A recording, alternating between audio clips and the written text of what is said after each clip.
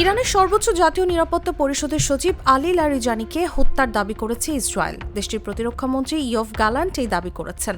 তবে এই বিষয়ে এখনও কোনো মন্তব্য করেনি ইরান। এই চাঞ্চল্যকর দাবির কয়েক ঘণ্টার মধ্যেই লারিজানির অফিসিয়াল এক্স অ্যাকাউন্ট থেকে একটি হাতে লেখা নোট বা চিঠির ছবি পোস্ট করা হয়েছে। তেহরানের পক্ষ থেকে কোনো আনুষ্ঠানিক বক্তব্য না আসায় এই পোস্টটি এখন বড় ধরনের রহস্যের জন্ম দিয়েছে। লিলি আল্ট্রাসফট সিরাম জেল, যা গভীর থেকে স্কিনে দেয় 3 গুণ সিরাম হাইড্রেশন। সিরাম জেল হাইড্রেশনে ব্রাইট থাকো সব সিজনে। লারিজানির এক্স অ্যাকাউন্টে প্রকাশিত হাতে লেখা নোটটি মূলত সম্প্রতি মার্কিন হামলায় নিহত ইরানি নৌবাহিনীর সদস্যদের স্মরণে লেখা।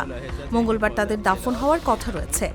লারিজানিকে সর্বশেষ জনসম্মুখে দেখা গিয়েছিল গেল শুক্রবার তেহরানে আয়োজিত আল কুদস দিবসের সমাবেশে। সেখানে তিনি ইরানের প্রেসিডেন্ট মাসুদ পেজেশকিয়ানের সঙ্গে মিছিলে অংশ নেন।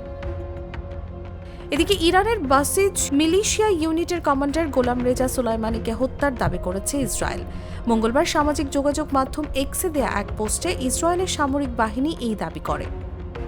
পোস্টে বলা হয়, সামরিক গোয়েন্দা তথ্যের ভিত্তিতে বিমান বাহিনী সোমবার তেহরানের কেন্দ্রস্থলে একটি নির্দিষ্ট লক্ষ্যবস্তুতে হামলা চালায় এবং এতে তিনি নিহত হয়েছেন। তবে এ দাবির বিষয়ে এখনও আনুষ্ঠানিকভাবে কিছু জানায়নি ইরান। যুক্তরাষ্ট্রের ট্রেজারি বিভাগের তথ্য অনুযায়ী সোলাইমানির জন্ম 1965 সালে।